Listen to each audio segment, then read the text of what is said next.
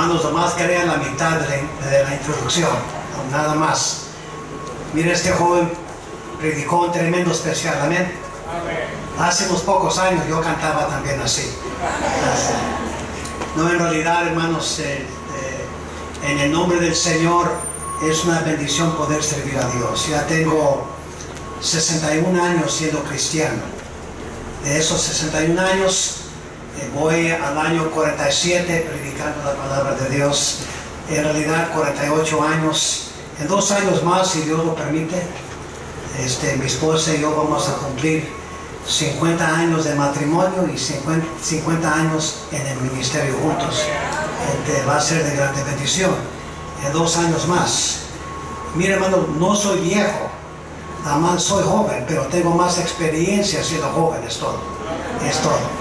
En realidad es una bendición estar aquí. Mi esposa quiso venir, pero no pudo llegar, pero llega mañana al aeropuerto de México y de ahí nos vamos a Celaya para participar en las conferencias. Ella va a dar 5 conferencias a las damas y yo nada más 5 a diferentes clases y predicaciones. Les pido sus oraciones, hermanos. En realidad es una tremenda responsabilidad. En realidad Dios es bueno, Dios es grande, es un buen patrón.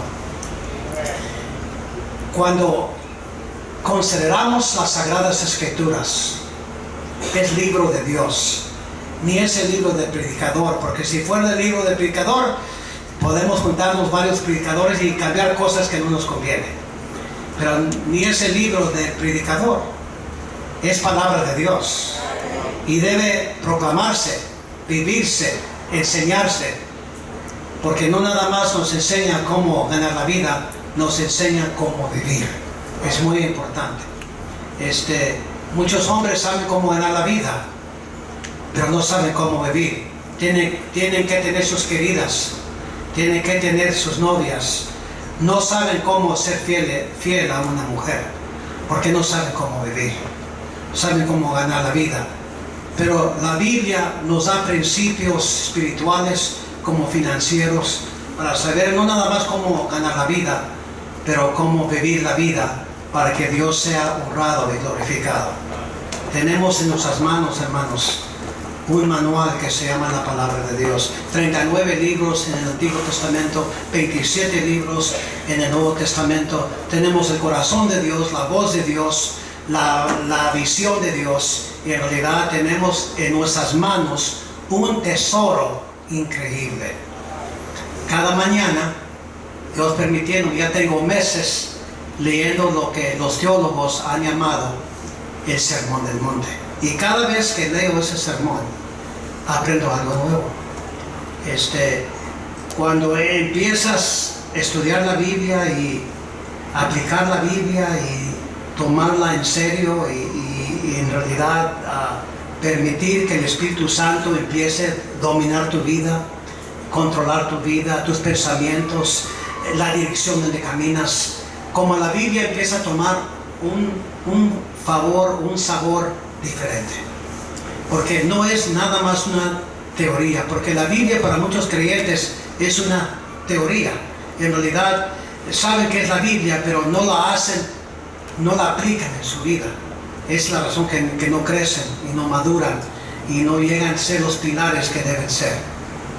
Pero hay en las Sagradas Escrituras ciertos pasajes, todos la palabra de Dios, pero ciertos pasajes como resaltan y son versículos especiales. Y hay sermones especiales en la Biblia, como Génesis capítulo 3, como Génesis capítulo 39, como Jeremías 33:3 y otros pasajes como Jeremías capítulo 9 y como Malaquías capítulo 3 y como el primer capítulo de Mateo, como Juan 3:16 y como Filipenses capítulo 4. Nada más son ejemplos de sermones magistrales. En realidad, sermones que nos hablan, que nos llaman la atención, que nos iluminan, que nos ayudan en la vida. Y quiero yo dirigir su atención y su visión a un pasaje que realmente yo leo este pasaje todos los días. Ya tengo meses leyéndolo, aparte de otras porciones de la Biblia. Y ya aprecio más que nunca el sermón que los teólogos llaman el sermón del monte. Nada más, hermanos, si estudias la Biblia desde el punto de vista de la teología histórica, científica, hay 5 formas de cómo estudiar la Biblia. Yo las estudio en todas las 5 veces. Las 5 formas de cómo estudiar.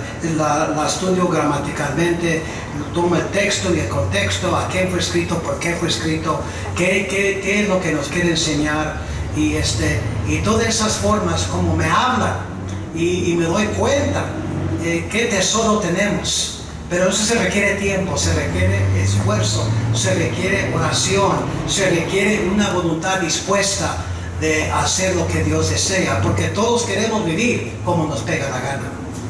Somos por naturaleza pecadores, y el pecado como nos quiere dominar cada día.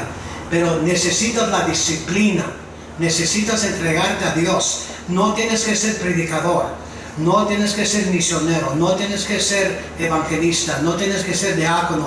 Lo más, tienes que ser un cristiano que tiene corazón para Dios. Y Dios te va a dar un hambre, una sed para Él. Y cuando vayamos ahí a Mateo capítulo 5, 6 y 7, vemos cuando Él desarrolló este sermón, que los teólogos le llaman al sermón del monte. Hay 3 cosas que tenemos que tomar en cuenta, porque acuérdense, hermanos, históricamente el Señor predicó ese sermón, capítulo 5, 6 y 7, a pueblos judíos. Fíjense lo que dice en el capítulo 4 y el último versículo del capítulo, que es el 25, 4:25.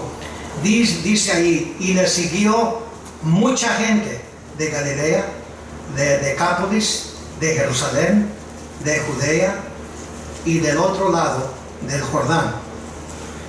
Miren, hermanos, cuando tomas, si tú puedes tomar una mapa y local, empieza a ver dónde están esas regiones, te vas a dar cuenta que miles y miles y miles de personas lo estaban siguiendo.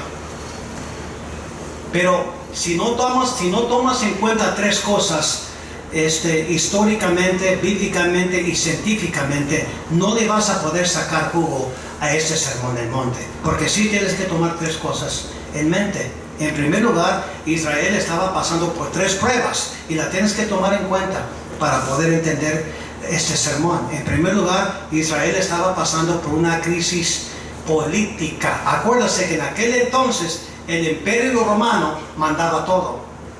Nadie se atrevía a pelear contra Roma porque los soldados eran asesinos, eran un ejército que no respetaba a nadie, mataban niños como jóvenes, como ancianos. Cuando su jefe los mandaba a matar, mataban a todos, los animales, la gente, todos. Nadie se quedaba vivo, nadie, ni animal, ni seres humanos.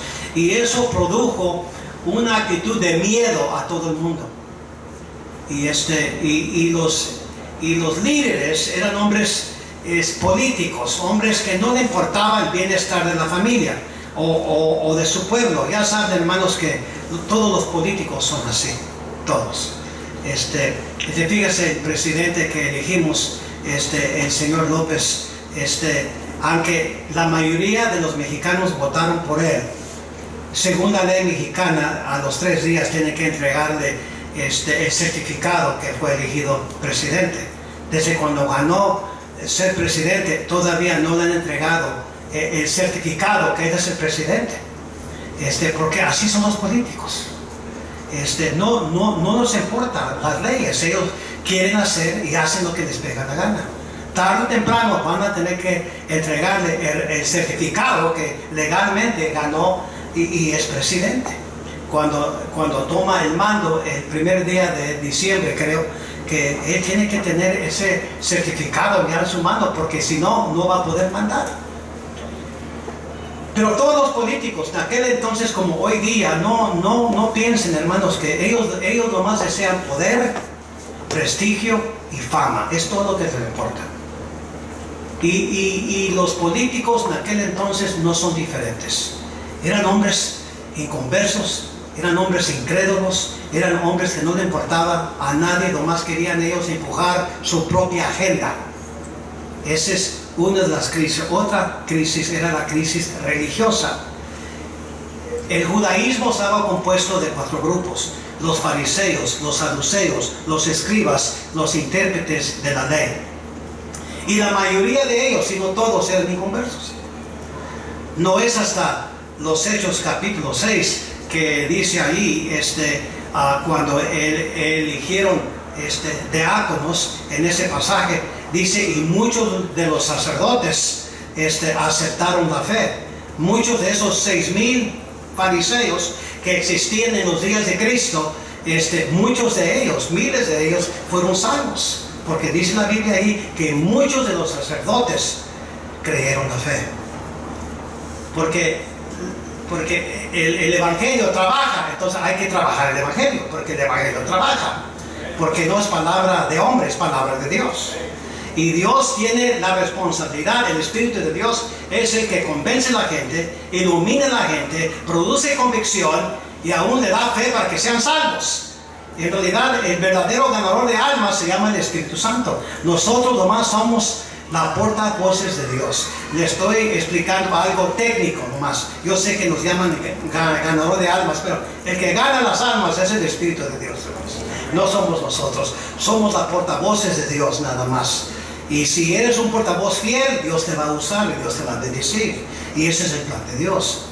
Pero vemos que la mayoría de esos judíos, los religiosos, ni conocían a Cristo. Y los escribas menos, y los fariseos menos, y los escribas, etcétera, etcétera. Era una crisis. Y ellos no tenían esperanza. ¿Qué esperanza tenía Israel? Y pues había la crisis, no nada más la política, la religiosa, había la política económica. En realidad, hermanos, en ese tiempo estaba pasando toda esa región una crisis tan pesada y tan fuerte financieramente que gente profesional como contadores, como médicos, ingenieros, gente profesional, no había trabajo. Los encontrabas en las calles y las esquinas de Jerusalén vendiendo fruta, manzanas, plátanos, qué sé yo. Yo he leído libros de gente que vivía en los días de Cristo, los tenemos hoy día, he leído sus libros y ellos hablan de esta crisis, la crisis religiosa, la crisis política y la crisis económica. En otras maneras, este sermón en el capítulo 5, 6 y 7 fue predicada a una gente muy necesitada. Y hoy día el pueblo mexicano somos un pueblo muy necesitado. Y en realidad esa es la razón que ese sermón todavía es válido hoy día. Porque el problema con el hombre, lo que perjudica el hombre es el corazón. Porque el problema del corazón es el corazón del problema. La razón por que cristianos tienen malas actitudes, cristianos no quieren ser fieles a la iglesia, cristianos que no quieren diezmar, es porque tienen un problema espiritual. Así tan sencillo como le estoy diciendo. Y esa es la razón que el Señor empieza ese sermón en el capítulo 5 con las bienaventuranzas. Dice, hay 8 o 9 bienaventuranzas. Una de ellas, dice las Escrituras, que si tienes hambre para Dios, vas a ser una persona satisfecha. Y si eres un hombre que quieres glorificar a Dios, si eres un buen hombre y tratas a todos los hombres con respeto y con dignidad, te van a llamar, no nada más hombres de paz, te van a llamar hijos de Dios. Y así, bienaventuranza tras bienaventuranza, empieza ese capítulo. Y después nos da unos ejemplos, que somos la sal del mundo. Si el sal pierde sus propiedades, dice la Biblia que no sirve para nada esa sal, nomás ser pisada por los hombres. Y pues da otra ilustración, que somos la luz del mundo. y a través de nuestros testimonios reflejamos la gloria de Dios y Dios es glorificado. Pero si tú escondes tu testimonio y no vives para Dios, una vela no se puso en marcha nomás para esconderse. Se prende la vela y se pone en un lugar alto para dar luz, ¿sí o no? Y Dios nos ha salvado a nosotros para brillar la gloria de Dios y para que se den cuenta que Dios existe y Dios es más que capaz de salvarlos. Pero el Señor al fin llega al capítulo 6, que es el centro de ese sermón, y empieza a exponer un versículo tan sencillo, pero tan poderoso y tan práctico, que dice ahí en el versículo 33 del capítulo 6, dice: mas buscar primeramente el reino de Dios y su justicia, y todas estas cosas os serán añadidas. Acuérdense que antes de leer el capítulo 33, si lees los 6 versículos antes, te vas a dar cuenta que necesitada, o que Israel era una nación muy necesitada. ¿Y cuántos aquí esta mañana? Nomás piensa en un momento. ¿Cuántos de nosotros de esta mañana tenemos gran necesidad? Necesidad espiritual, necesidad económica, necesidad física, necesidad social, etcétera, etcétera. Todos tenemos necesidad, hermanos. Por eso venimos, ¿dónde? A la iglesia, porque tenemos necesidad. Y cuando el Señor llega al versículo 33, le pega la cabeza del clavo, porque nos empieza a explicar la solución a todos nuestros problemas. Acuérdense, hermanos, que toda esta gente lo seguía porque habían visto los hechos milagrosos que había hecho el Señor. Y si fíjese, el Señor, qué maravilloso es Él. Es Él que dijo: sea la luz, tomó un arco iris y hizo una tela gigante y la tiró atrás los hombros de una tempestad que estaba respirando sus últimos respiros. Fíjese, era 100% hombre y 100% Dios, nadie como Él. Y todo el mundo sabía que Él era único, Él era especial, nadie como Él. Él decía que su Padre y Él eran uno. Y hacía milagros para comprobar que Él era el Mesías. Nadie podía, y los milagros que Él hacía comprobaba históricamente y científicamente que Él era el verdadero Mesías. Y muchos sacerdotes tenían sus dudas, pero empezaron, así como Nicodemo en el capítulo 3 del Evangelio de San Juan, dice que vino a Él de noche, porque no quería que la gente se diera cuenta que Él sí tenía hambre por las cosas de Dios. Y llevaron a cabo una plática, ya saben cómo sucedió la plática. Y fíjese, el Señor era sencillo y era práctico, y esa es la razón que yo necesito ser sencillo, hermanos, porque a veces predico a niños de 3 o 4 años, la tengo que poner a su nivel para que comprendan y hagan una decisión. Te digo que los hijos pueden ser buenas decisiones si los ponen a su nivel, es muy importante. Entonces, cuando dijo Cristo a todo este mundo, había gente inteligente, había gente común y corriente, había gente pobre, había gente rica, entre todos esos miles de personas que lo estaban escuchando. Y fíjase lo que les dijo. Dijo: más buscar. Yo voy a dividir ese versículo en 4 o 5 piezas para que aprendan y pongan atención en lo que Cristo realmente estaba haciendo. Dice en primer lugar ahí: más buscar. Si yo no supiera nada de la cultura, las tradiciones, las costumbres de los judíos, no sabía nada de eso, y yo nomás viera este versículo y veía ahí más buscar, no tomara en cuenta el texto, el contexto, a quién fue escrito, por qué fue escrito. Ese es lo que hacen los hombres, ese es lo que hace la iglesia pentecostal, ese es lo que hacen los apostólicos. Nomás toman un versículo y corren con él, nunca toman en cuenta el texto, el contexto. Como dice ese gran predicador J. Morgan, dice que cuando tomamos un texto, lo sacamos del contexto, se convierte en un pretexto para que puedas comprobar todo lo que quieres hacer. Y esa no es la forma como predicar. Acuérdase, si pudiéramos ir a una sinagoga un fariseo o un saduceo se levantaba para enseñar. Leía las escrituras y terminando de leer las escrituras empezó a hacer comentarios que nosotros sabemos que se llama la Mishnah. La Mishnah era nada más puros comentarios de los rabines. La gente no necesita escuchar la Mishnah. Ustedes no necesitan escuchar lo que yo pienso, lo que dice la Biblia. Ustedes necesitan escuchar lo que dice la Biblia, punto. No lo que yo creo, lo que dice la Biblia. Tienes que saber lo que dice la Biblia. Y todo lo demás es pura Mishnah, son puros comentarios.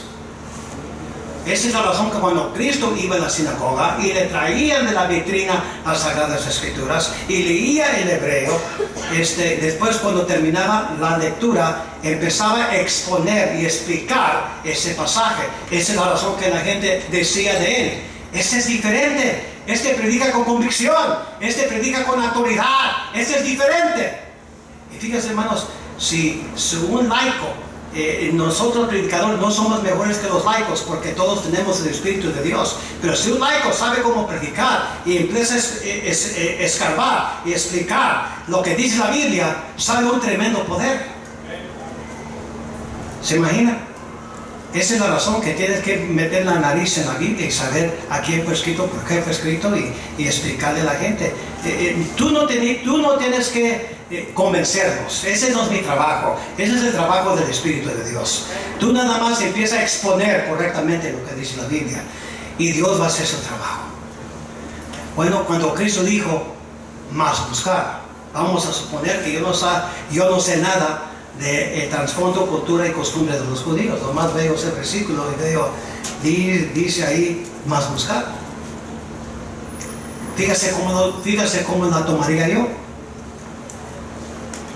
Si el pastor me diera un billete de $100, no se preocupen, él no me va a dar un billete, pero vamos a suponer que me da un billete de $100. Yo estoy hospedado arriba de su oficina, hay una recámara ahí estoy hospedado. Vamos a decir que pierdo ese billete en esa recámara. Yo te aseguro que no voy a salir de esa recámara. Voy a escoltar todas las camisas, los trajes, hasta los calcetines y los zapatos. Voy a quitarle las cobijas de la cama. Voy a quitarle las sábanas. Voy a dar vuelta a los colchones. No voy a salir de ese cuarto hasta encontrar ese billete. Pero nada está más lejos de la verdad cuando Cristo le dijo a los judíos más buscar. Porque la razón por que los judíos entendieron cuando Cristo dijo más buscar es porque el mejor comentario de la Biblia es la Biblia misma. Todos ahí sabían que Cristo estaba citando o se refería a Deuteronomio capítulo 4 versículo 39. Se los voy a citar. Dice ahí más buscar. No, mira, se los voy a leer para no mal citar. Así dice, ya estoy ahí. Dice ahí 4:29, dice: mas si desde ahí buscares a Jehová tu Dios, lo hallarás, si lo buscares de todo corazón y con toda tu alma. Fíjense lo que dice ese versículo. Dice ahí, dice: mas si desde ahí buscares. Usa el verbo buscar 2 veces. Mas si desde ahí buscares a Jehová tu Dios, lo hallarás. Esa es la promesa. Si lo buscares, esa es la condición. Si lo buscares con todo tu corazón y con toda tu alma. ¿Cuántas veces nosotros nomás buscamos a Dios académicamente, religiosamente, según la tradición, y no lo buscamos con todo nuestro corazón? Entonces Dios para ti y para mí es una teoría nada más, porque así nada más lo buscamos. Esa es la razón que no somos diferentes que los católicos, que los testigos, que los mormones, porque ellos van por la religiosidad y muchos cristianos así van a la iglesia. No buscan a Dios con todo su corazón, con todo su alma, con todo su ser. Lo buscan religiosamente. No somos diferentes de los demás. Y cuando Cristo dijo a los judíos en el Sermón del Monte, más buscar. Mira, hermanos, la nación más grande en aquel entonces era el Imperio Romano. Pero lo que Cristo le estaba diciendo a ellos, aún tan grande es el imperio romano y poderoso es el imperio romano, pero Jehová Dios es más grande que el imperio romano, más poderoso que cualquier ejército. Y lo que Cristo le estaba diciendo a ellos, mas si desde ahí buscares a Jehová tu Dios, ¿lo que? Lo hallarás si lo buscares de todo corazón y con toda tu alma. Damas y caballeros, ¿cuándo fue la última vez? Sea honesto con sí mismo. ¿Cuándo fue la última vez que en esa forma buscamos a Dios? Hemos puesto nuestros prejuicios a un lado. Hemos puesto nuestros caprichos a un lado. Y nos hincamos delante de Dios. Y le decimos a Él todo lo que está en nuestro corazón. En otras maneras, Cristo le estaba diciendo, cuando dijo el Señor, mas buscar, le estaba diciendo, preséntate o preséntense cada uno con integridad, con honestidad, preséntate con integridad y honestidad delante de Dios y diga a Él todo lo que está en tu corazón. ¿Cuándo fue la última vez, damas y caballeros, y yo me incluyo en ese mismo verbo, cuándo fue la última vez que así buscamos a Dios? Si no buscamos a Dios así, nunca va a llegar avivamiento. Nunca va a llegar despertamiento espiritual. Dios no va a ser lo que Él quiere ser. Él quiere ser maravillas en nuestras vidas. Pero si no buscamos a Dios en esa forma, estamos jugando religión. Es todo. ¿Cuándo fue la última vez? Y aquí ya no entra si eres ingeniero, o si eres doctor, o si eres carpintero, o mecánico, o cualquier oficio que estás ejerciendo. Si tu nombre está escrito en el libro de la vida y eres un creyente y lavado en la sangre de Cristo, ¿cuándo fue la última vez que de esa forma buscamos a Dios? Mira, Dios me levantó a las 4:30 de la mañana. En realidad, mi cuerpo me levantó también porque pues ya tengo 70 años y ya tengo que ir más seguido al baño. Y me levanté con sueño. Fui al baño y todavía tenía sueño y Dios me habló, me dijo, busca mi rostro. Vas a predicar 3 veces. Y dije, pero Señor, tengo tanto sueño. Y hermanos, así, mira, así me quitó el sueño. Hasta me asusté, fíjate, así me lo quitó. Y Dios me dice, ya no tienes pretextos, hijo mío. Búscame, vas a predicar 3 veces hoy. Y si no me buscas, ¿qué le vas a dar a la gente? Yo no voy a trabajar si no me buscas. Y busqué el rostro de Dios. ¿Cómo los voy a retar a ustedes que busquen a Dios así si yo no busco a Dios así? Muchos de sus problemas que tienes pueden ser resueltos si buscas a Dios en esa forma. Y Cristo le dijo, esos miles de judíos, más buscar con integridad y honestidad a Dios. Y después dijo, primeramente. Eso habla de prioridad. Dios tiene que ser primero en cada área de nuestras vidas. Fíjese. En lo financiero. Mira, hay 24 horas en el día. Le das a Dios 2 horas y 40 minutos. Ese es el diezmo. No nada más de dinero. ¿Qué tal de tu tiempo? ¿Qué tal de tu talento? ¿No diezmas tu talento? ¿No diezmas tu tiempo? Porque cuando alguien habla de diezmo, tú nomás piensas de dinero, es todo. Pero no es cierto, porque le damos a Dios nuestro tesoro, nuestro talento, y nuestro tesoro, talento y ¿qué? Tiempo. ¿Has pensado de diezmar todas esas cosas? Hay bastante, bien hermanos, la razón por que muchas personas pueden hacer más cosas en 24 horas que muchas personas. Y unos pueden cumplir más, es porque usan bien su tiempo. No es porque son más inteligentes, es porque usan mejor su tiempo. Pero si tú pones Dios primero en tu vida, Dios te va a dar la sabiduría y la inteligencia para que puedas ocupar mejor tu tiempo. No vas a malgastar tiempo, menos malgastar dinero, menos gastar tu talento. Y esta gente malgastaba su tiempo, su talento, su tesoro.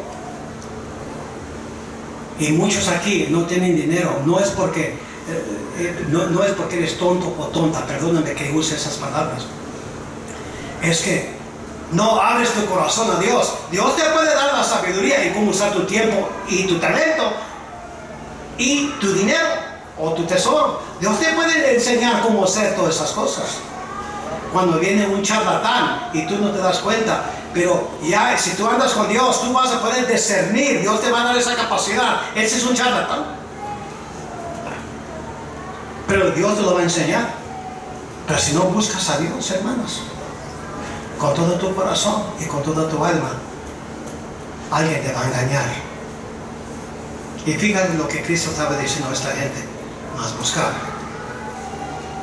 preséntate. Y pues dijo, primeramente, prioridad. Yo y mi esposa vamos a cumplir 48 años de matrimonio en diciembre, si Dios lo permite. Voy a ser sincero con ustedes aquí, no la puedo hacer sin esa güera. Esa güera especial en mi vida. Yo tengo 48 años casado con ella. Me he regalado 8 hijos, ¿se imaginan? Y me han dicho unos, ¿y por qué 8 hijos, pastor? Bueno, pues yo nomás estoy cumpliendo con la demanda que Dios le dio al hombre, multiplicado sobre la faz de la tierra. Yo nada más estoy obedeciendo a Dios. No sé por qué la gente piensa que los nuevos jóvenes que se casan hoy día quieren un niño, quieren 2 y es todo. Y si es todo lo que tiene usted, no me malentienda, no te estoy criticando. Nada más si yo literalmente tomé ese pasaje en serio, pues mi esposa me regaló 8 hijos. No puedo vivir sin ella, hermanos, para decir la verdad, para que echarte mentiras. Pero ella no es mi felicidad. Ella no es mi respiro. Es Dios. Es Dios. Y Dios me da la capacidad de amarla, cuidarla, tomarla en cuenta. Pero Dios es mi prioridad. Él es la persona más importante en mi vida. Así como lo estoy diciendo. Y ella lo sabe. Ella me dice a mí, tú eres el segundo en mi vida. Y yo le digo a ella, pues no te preocupes, tú también eres el segundo en mi vida. Porque los dos hemos coronado a Dios primero en nuestras vidas. ¿Has coronado a Dios primero en su vida, joven? Esposo, esposa, mamá, papá, abuelo, abuela. ¿Has coronado a Dios primero en su vida? Cuando dijo Cristo, vas a buscar, preséntate. Con integridad y honestidad y sinceridad, preséntate delante de Dios. Ponga tus prejuicios a un lado. Ponga tus equivocados pensamientos a un lado. Y búscalo como nunca lo has buscado. Y Él te va a dar lo que tú necesitas. Y cuando dice primeramente, Él se tiene que convertir a tu rey de tu vida. Cada mañana yo trato de leer la Biblia primero, porque si no, se me pasa el día. Y pues dice, el reino de Dios. El juego de palabras, reino de Dios, significa diferentes cosas en la Biblia. Pero yo voy a escoger una de ellas. Cuando dice Cristo, más buscar, preséntate. Primeramente, prioridad. El reino de Dios se refiere, en mi opinión, al programa de Dios que se llama la iglesia. Esa es la razón que yo diezmo en la iglesia. Yo voy a la iglesia. Yo gano almas. No gano almas porque soy pastor, o porque soy misionero, o porque soy evangelista. Gano almas porque soy cristiano. No hay otra razón. Tengo 61 años, fui salvo a los 9 años de edad. Y aún a los 9 años de edad iba yo con una Biblia pequeña, con folletos y tocando puertas así. Ya tengo 61 años, hermanos, presentando el evangelio. Prediqué en el campamento en Morelia la semana pasada, y 40 jóvenes se entregaron a servir a Dios tiempo completo en el ministerio. Eso no fue vacío el palo, eso fue el Espíritu de Dios trabajando en los corazones de los jóvenes. Pero si no buscas a Dios y Él no es tu prioridad y no eres fiel al programa que es la iglesia, Dios no te va a usar. Acuérdase que Dios no hace ¿qué? Acepción de personas. Aquí ya no entras, eres predicador o misionero. o diácono, o evangelista, o capitán de la ruta. Dios no hace excepción de personas. Dios busca para esos creyentes que van a buscar a Dios y poner al lado su cultura, sus prejuicios y decir: Señor, aquí estoy, cuerpo, alma y espíritu, úsame a mí. Mira, hermanos, yo vengo de un hogar donde mi papá era mujeriego, sinvergüenza, irresponsable.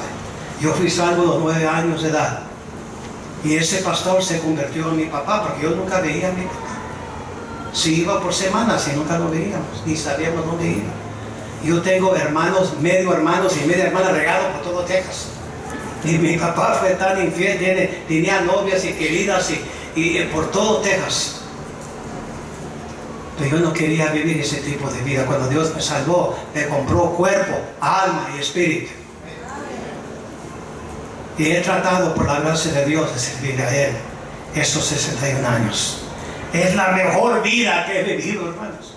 ¿Para qué echarles mentiras? Vivir por fe es increíble, hermanos. Un paso a la felicidad, a la alegría, a la paz. Porque he visto a Dios literalmente suplir todas nuestras necesidades. Mis hijos no se pueden presentar delante de Dios y decir que Dios nunca hizo milagros por nosotros, porque es todo lo que hacía. Milagro tras milagro tras milagro.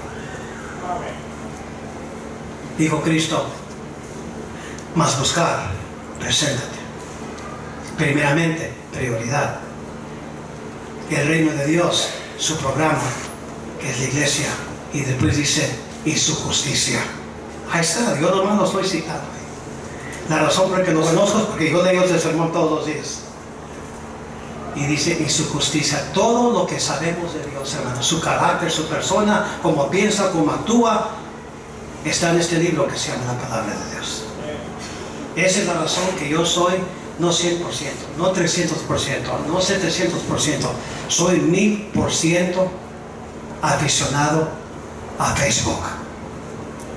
¿Sí saben qué es Facebook, verdad? La palabra face, ¿qué es en inglés? Digo en español. Cara. ¿Y book qué es en español? Libro. Entonces, fíjense lo que es Facebook para mí. Facebook es poner esta cara en este libro.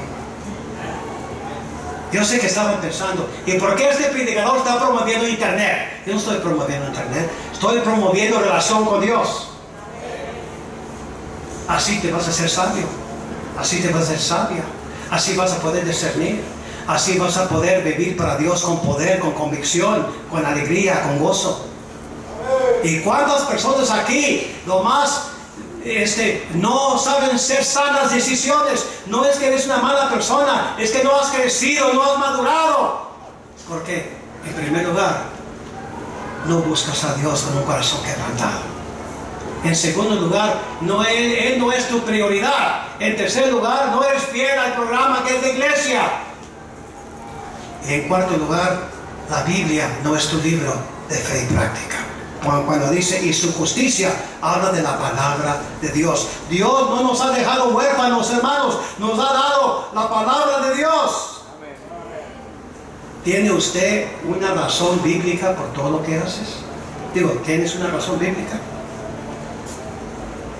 Si yo les digo: ¿cómo sabes que eres salvo? No me des Juan 3:16, no me des Juan 3:17, no me des Primera de Juan, los versículos que están ahí, no me des Romanos. Digo, si te quito todos los versículos que tú citas, ¿me puedes comprobar en la Biblia que eres salvo?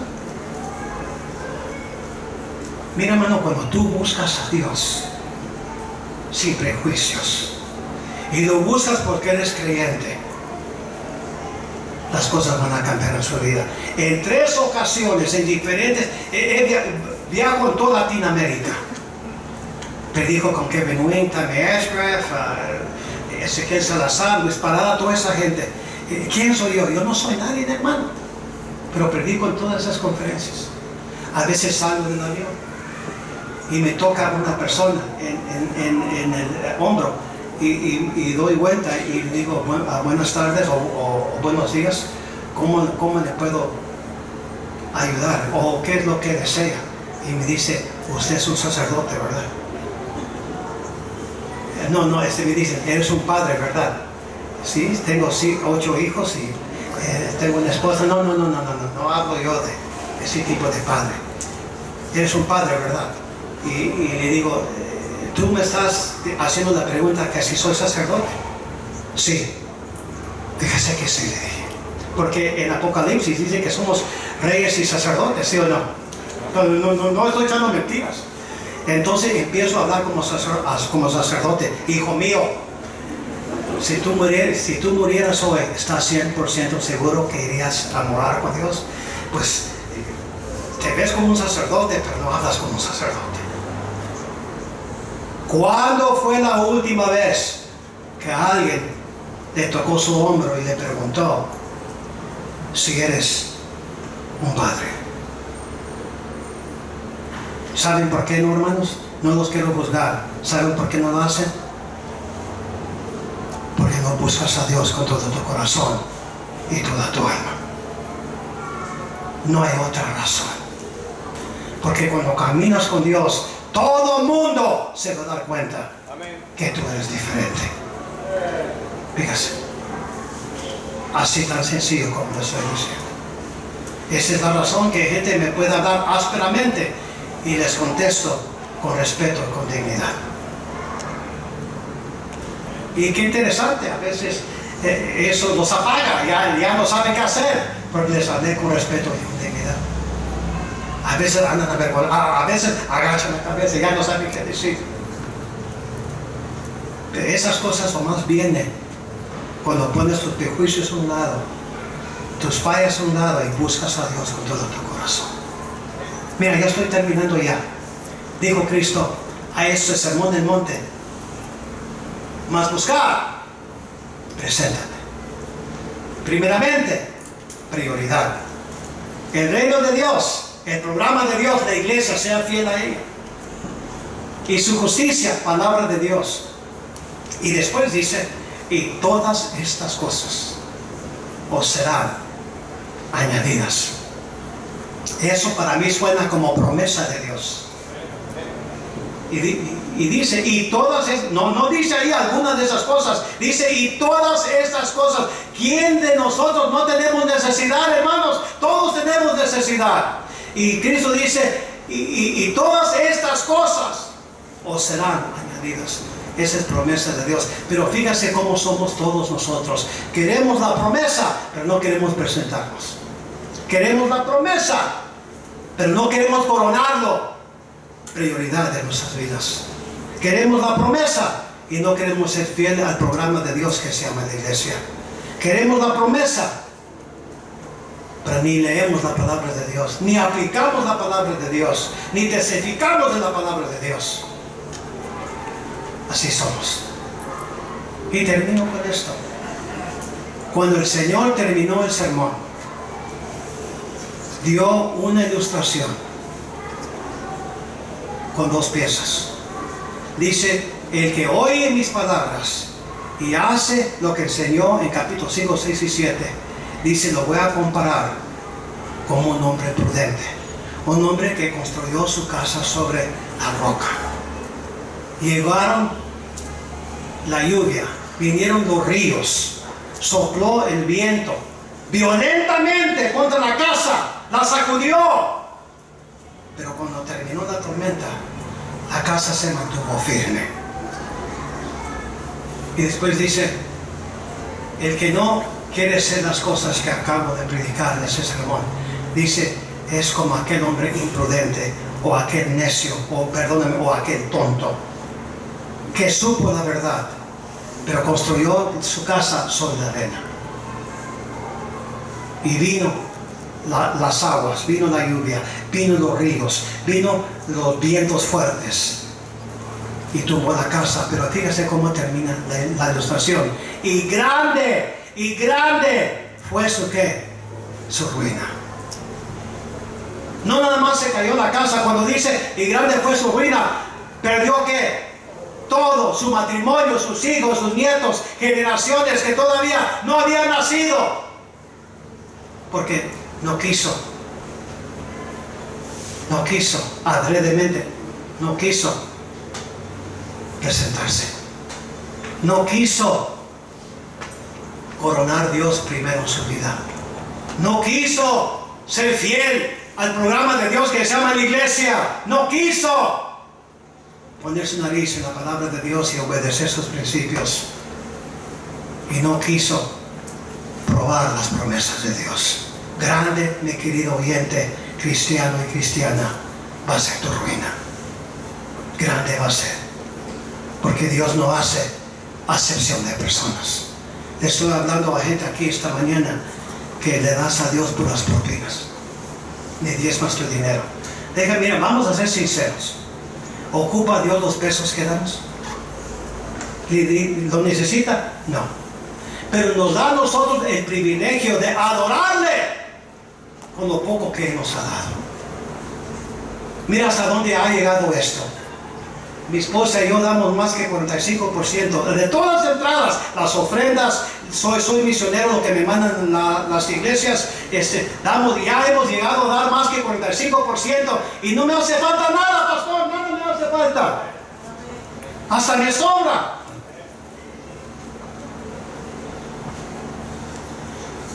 Porque adrede me puse a probar a Dios, como dice en Malaquías 3:10. Probarme, dice Dios, si no abro las ventanas del cielo. Y derramaré una bendición tan grande que sobreabunde. Y fui suficiente tonto a creer a Dios. Lo puse a prueba. Y no tengo ninguna necesidad. Fíjese, tengo dinero y la gente no quiere mi dinero. Voy a comer y quieren pagar por la comida.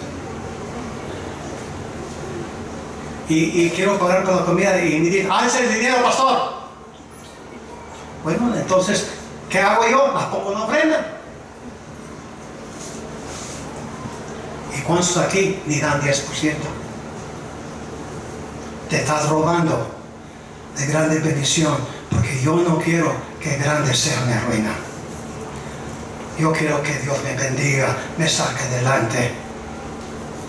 Mira, todos mis hijos, ninguno de ellos no son perfectos, pero ninguno de ellos nos ha avergonzado a nosotros. Ninguno de ellos se ha producido un escándalo. Mi hijo es hombre de negocios, es el primogénito. El único hijo que tengo. Dios lo ha bendecido. Y él es su esposa. Y yo no sé por qué los ha bendecido. Pero el año pasado ganaron más que $1 millón. Fíjese. Son millonarios.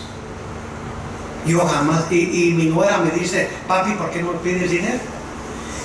Y le digo, no necesito tu dinero. ¿Y qué es lo que quieres? Tu respeto y tu cariño y tu amor, es todo. Y me dice, ¿por qué? Porque tengo un Dios que suple todas mis necesidades. No tengo necesidad. Quiero tu respeto, tu amor, tu cariño. ¿Sabe por qué le digo eso? Porque eso no se puede comprar con dinero. Soy el hombre más rico del mundo. Porque puse a Dios a prueba. Y tú puedes ser lo mismo. Porque yo no soy diferente de usted. Yo nada más soy un cristiano que fui suficiente necio a creer a Dios. ¿Quiere que Dios te diga que grande fue tu ruina o grande fue tu beneficio? Todo eso está en tus manos. Vamos a orar. Con los ojos cerrados y las cabezas inclinadas. ¿Cuántos aquí? Dice, pastor, si yo muriera esta mañana, mejor dicho, esta tarde, quebraría las puertas del infierno. Yo ni conozco a Cristo. Sé de Él, he escuchado su nombre, pero jamás, nunca lo he recibido. Pero me gusta recibirlo. Ore por mí, pastor. Ya no quiero yo echar mentiras. Ya no quiero vivir una vida de engaño. Ya no quiero vivir una vida donde yo sé que no estoy viviendo como debo, pero necesito recibir a Cristo. Pastor, por favor, ore por mí. Ahí empieza todo. Necesito recibir a Cristo. Ore por mí, pastor. Nomás levante su mano. Levántala alta, alta. Hay alguien aquí, pastor, mira, hay una mano allá atrás. Levántala alta donde yo la puedo ver, por favor. Levante su mano, por favor, si necesitas recibir a Cristo, porque hay personas aquí que te quieren enseñar, te quieren ayudar. ¿Quién más aquí? Toma, levante su mano.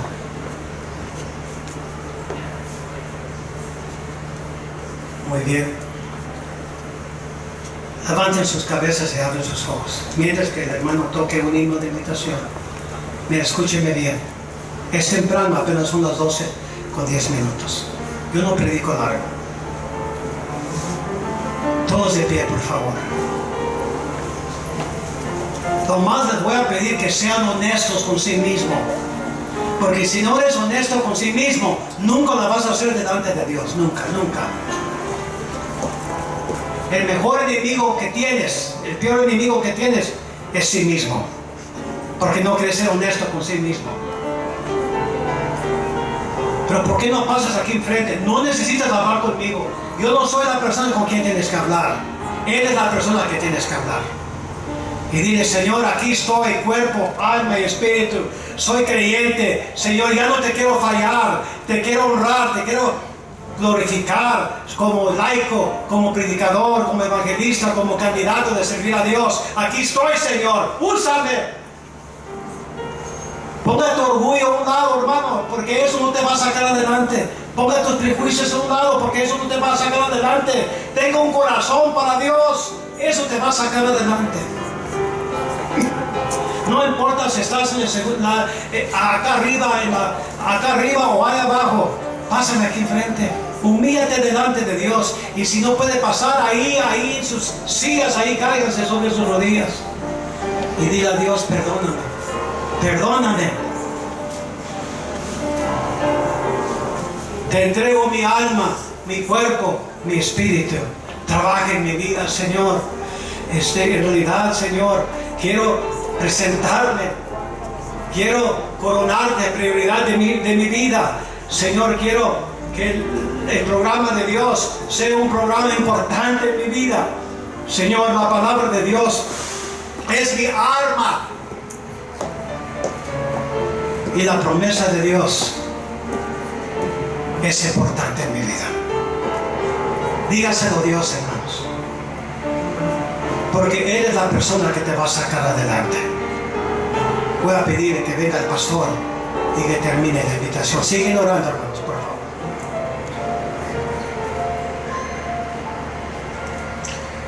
Si la única Biblia que tuvieras, hermano, es el Sermón del Monte, 3 capítulos nada más, tienes toda la filosofía de vida que el Señor quiere darnos. Y luego ahí tienes este versículo: vas a buscar primeramente el reino de Dios y su justicia, y todas estas cosas os serán añadidas. Tienes ahí 5P, el bosquejo del mensaje: venir y presentarte, la prioridad de tu vida, el programa que Dios te presenta, su palabra y sus promesas. Pero hermano, si no puedes recordar todo lo anterior, es sencillo el mensaje, pero recuerda, en medio de los afanes y la ansiedad que justamente Cristo mencionaba al llegar a este versículo,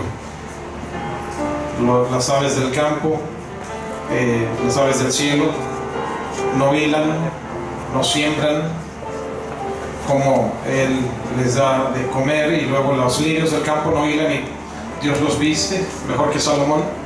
En medio de los afanes y todas las ansiedades que tanto ruido hacen, ahí tienes tentaciones, ahí tienes anuncios, ahí tienes problemas, ahí tienes enfermedades, ahí tienes toda clase de distracciones en la vida que te alejan de poner los ojos en Cristo, de poner la mira en los ojos, en las cosas de arriba.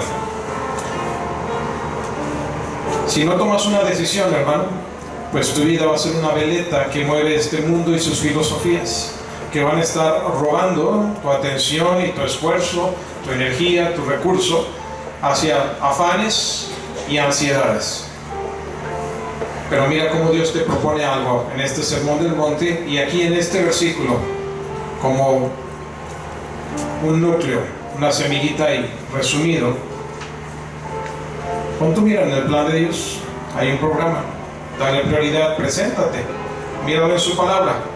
Y lo mejor de todo es que el Señor siempre tiene promesas. Haces lo anterior y todo culmina en hermosas promesas, como todas estas cosas os serán añadidas.